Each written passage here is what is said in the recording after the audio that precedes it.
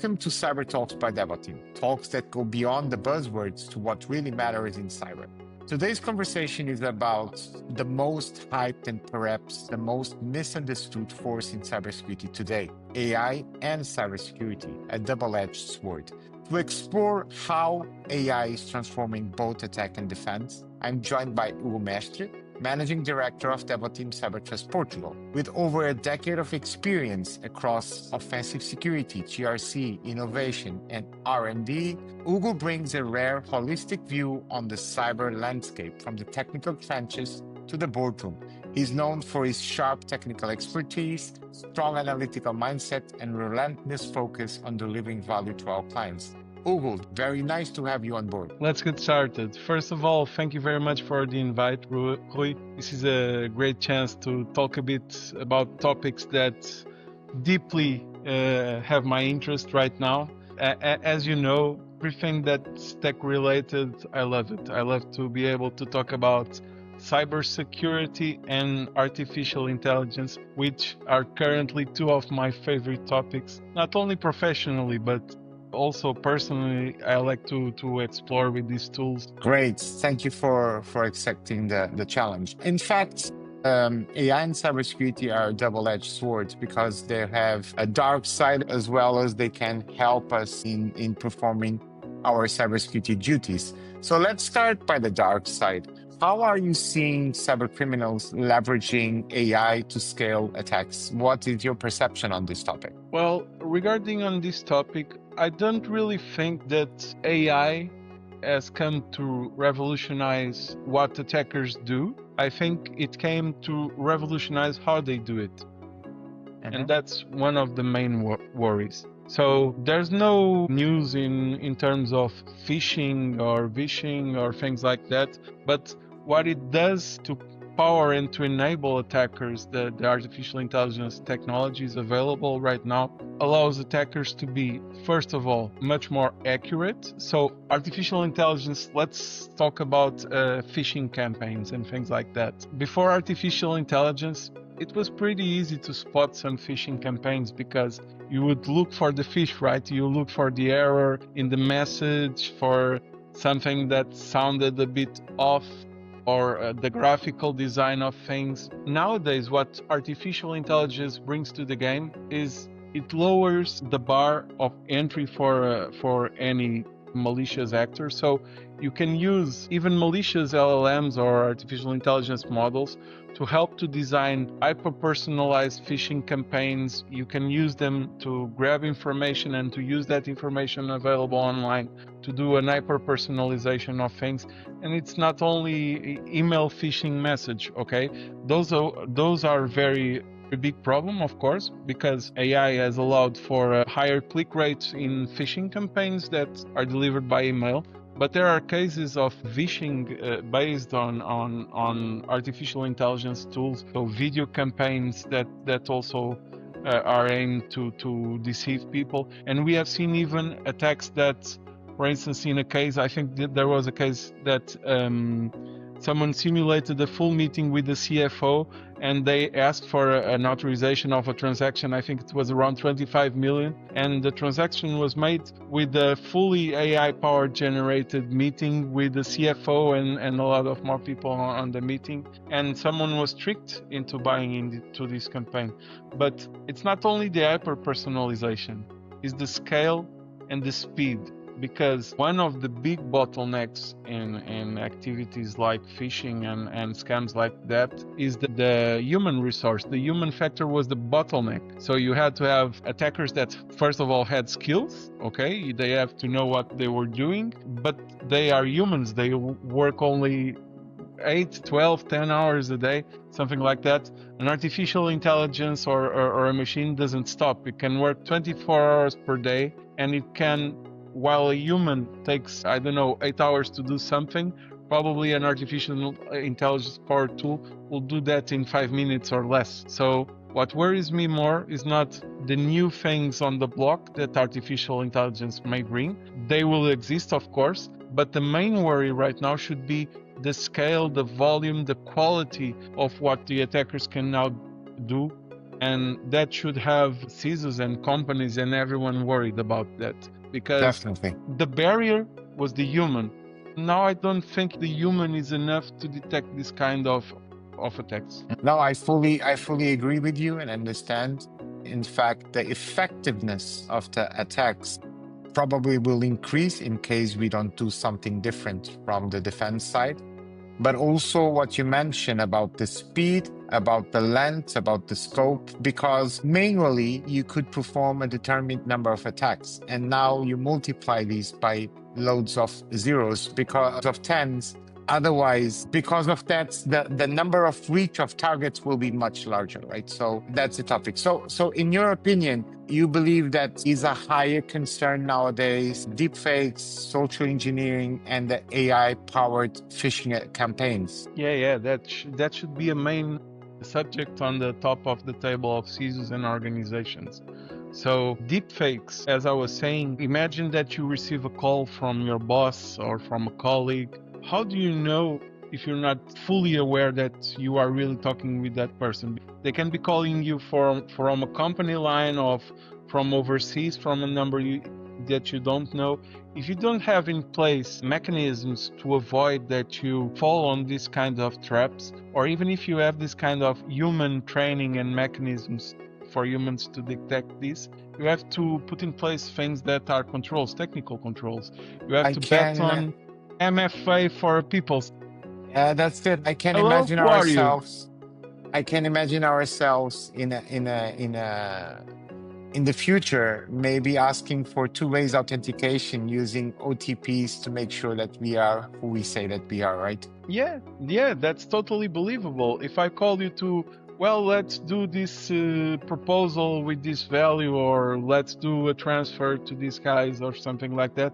If I call you or anyone else asking for these kind of things that can have a consequence, why not to implement multi-factor authentication on a human interaction level? Because sophistication of deep fakes are becoming very, very scary in terms of the ability to deceive people. It is, in fact, a concern. How do you see also the AI changing the way that we do threat detection and response? Because to be a double sword, attackers are powered by AI. We also need to leverage AI to level the game. Yeah, of course. So right now, what I think that in terms of detection and response, and of course we are talking about things like SOC, CM, SOAR systems that allow companies to first of all to listen and to detect any kind of activity.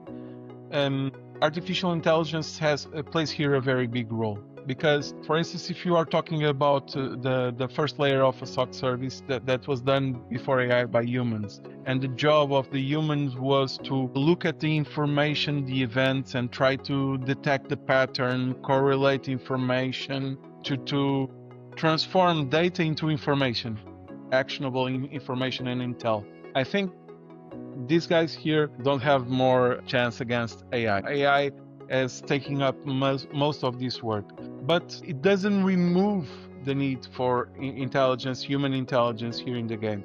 I think what it does is basically now the current reality shifts the work from the human, from looking for the pattern, looking for to correlate information, into humans taking action to respond and to take decisions based on the automatically correlated and autonomously correlated events and information, and that's what it puts the humans. But also regarding response, artificial intelligence also plays a big role there, because with the solutions that hyperscalers like Google and Microsoft are building powered by AI, either OpenAI or 5.4 from Microsoft or Gemini from Google, those kind of solutions integrated into security operation centers and the technology that these kind of companies have on SecOps, it allows for this kind of automated and autonomous response also.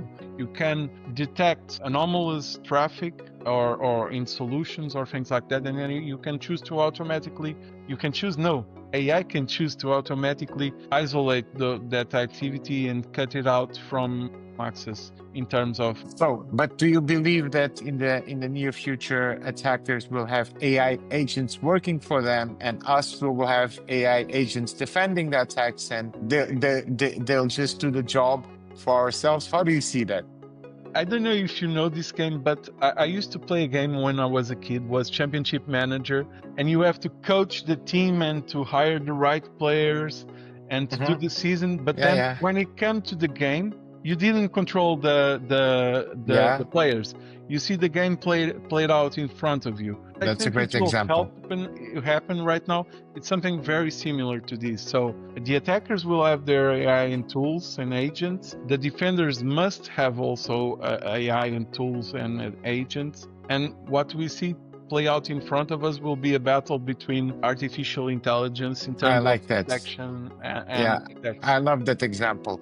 A while ago, we were discussing, you were saying that attackers are not doing different things. They are doing things better, with more frequency, with more scale. I do understand that. But we as companies, we are doing different things because of AI. Now we've got bots powered by AI. We've got agents taking decisions on behalf of people. That also opens an opportunity window for attackers to do things that they didn't do because these applications were not there, right? How do you see this? And mainly, how do you see organizations concerned about this? Because the major concern for ourselves as cybersecurity practitioners is that the business looks at this just from the efficiency side to say, oh, now I can do this much. But then the AI agent might be tricked on a way that the human wasn't being able to be tricked, right? So how do you see this? Very interesting question. And I can say that we have daily discussions regarding this topic. Let's start by the new window of opportunity for attackers here, which is the risk. We, with our offensive security guys, and you also have discussed some topics in the past regarding, is this a new golden age for cybersecurity in terms of the opportunity that we have as professionals to explore new vulnerabilities? Because, as you say, the technology is fresh. Everybody wants to try to use it and put it into play. And organizations, the first and foremost reason is effectiveness and cost savings. Okay, so that's the first objective there. And so organizations will try to accept some risk in order to do experiments, in order to try some things, to be able to be more competitive, because business, at the end of the day, you are playing against your competitors and you have to be effective in terms of the cost that you have to deliver, the speed that you need to deliver. And of course, artificial intelligence is a major enabler in these dimensions. But that creates a huge window of opportunity. Let's talk of things like vibe coding. When we talk about vibe coding, we think, at least I think, and some guy on Twitch on our YouTube streaming and creating a solution in front of everybody.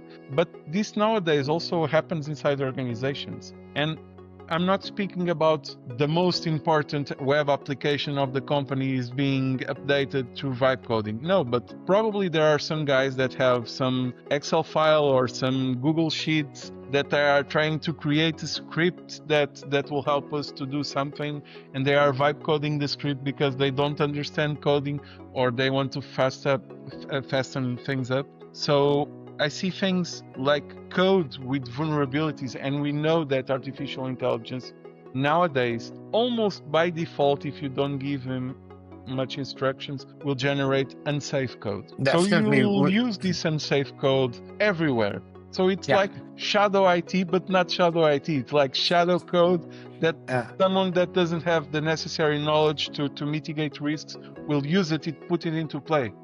A sentence that comes into my mind is that AI needs to make us smarter, but not lazier. Because if we become lazier because AI is apparently doing the job well done, then we've got a big problem. In fact, the study, you also saw it, the study that we just received last week saying that 80 curated coding tasks across more than 100 LLMs revealed that AI produced functional code, but it introduces vulnerabilities in 45% of the cases. In fact, I wonder how much time it will be spent solving this 45% versus creating the code on a traditional way.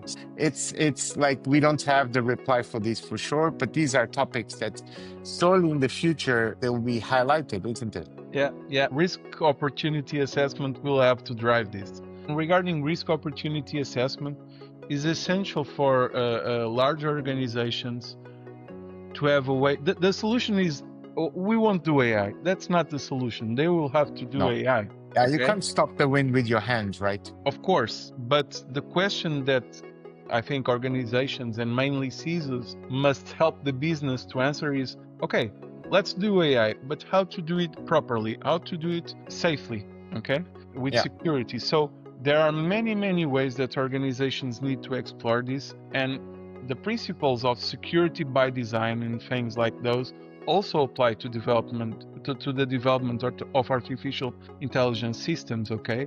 There are ISOs like the 42001 ISO that focus on how to do how can organizations do AI in a proper way, in a way that is fully managed in terms not only of compliance, because when people say ISO they think compliance. No, the ISO 42001 also gives you the tools and controls to make sure that you are handling AI in terms of security, in terms of ethics, and much more topics. So not only ISOs, but also the EU is leading the path here in terms of regulation.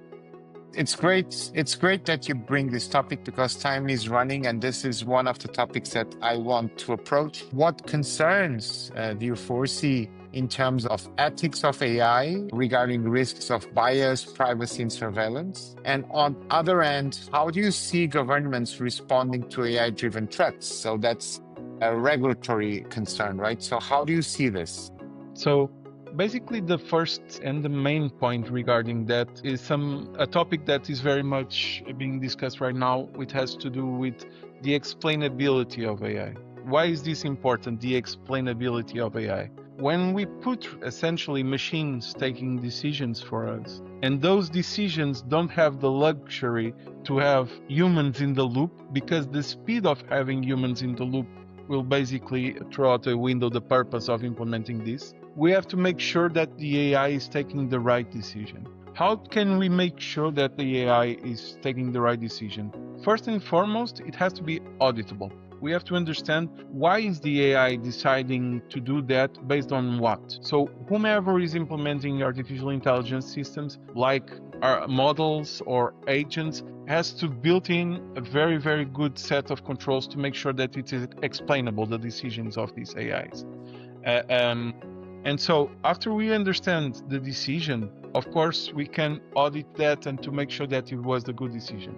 But before that, whoever is training models and feeding in data, the data set is one of the most important parts of building an artificial intelligence model, has to make sure that is ethical, that it doesn't contain any bias.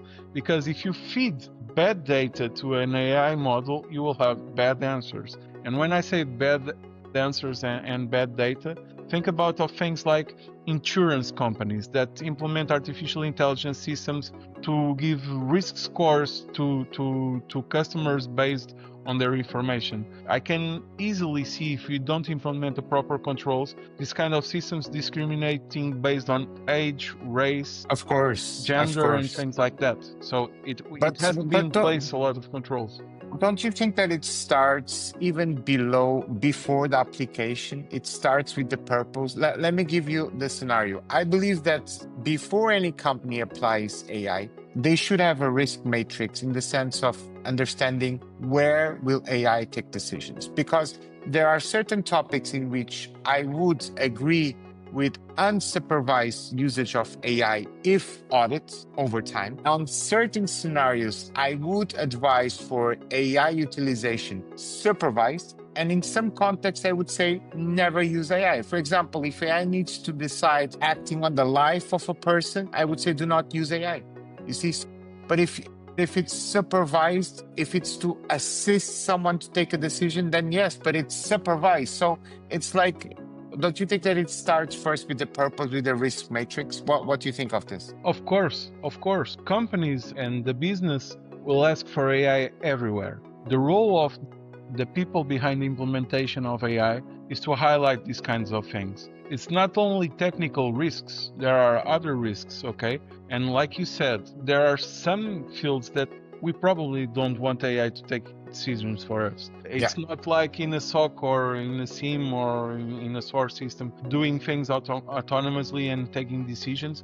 But if you take this for things that at the end of the day affect humans or affect the lives of people, or that take, let's say, changing decisions in a relevant way, I think AI should not be used to decide autonomously.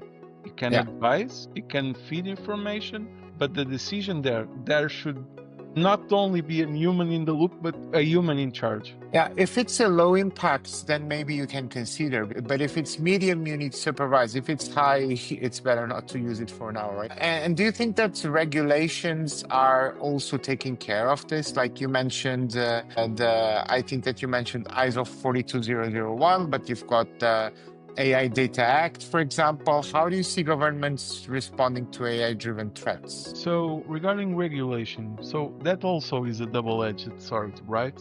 Because you see companies, when the EU pushes a law like NIS2 or like the AI Act and laws like that, the Cyber Resilience Act, the first thing that a lot of organizations, and especially small to medium organizations, see is the bar just went higher to be able to compete, okay? Because not only you have to invest in having your people and technical expertise, but you also have to invest some money in legal advice, in cybersecurity services to make sure that you follow the proper steps of the process, that you are doing It's things not. like It's not all profit. It's not all profit, right? It's not you all need to profit. invest as And makes the game harder for small and medium businesses. So that's a huge problem there. But where we see most of the talk happen right now is not on these small and medium businesses. We see very, very large companies making lobby against these kind of regulations because they will, of course, increase the expenditure on this type of initiatives for them also. But these have to be in place. We cannot not have this in the play for us. We need this kind of regulations to put some kind of wall between what is possible and what can be done against what should be done. I like to see it as a scale to keep the balance, you know. I think that too much regulation is no good for you because it stops innovation. But innovation without the drive, without the wall, without the scale, as you say, it's also no good. Hugo, it has been great. Thank you so much for joining me. It was a great conversation on such an interesting topic. Thank you very much.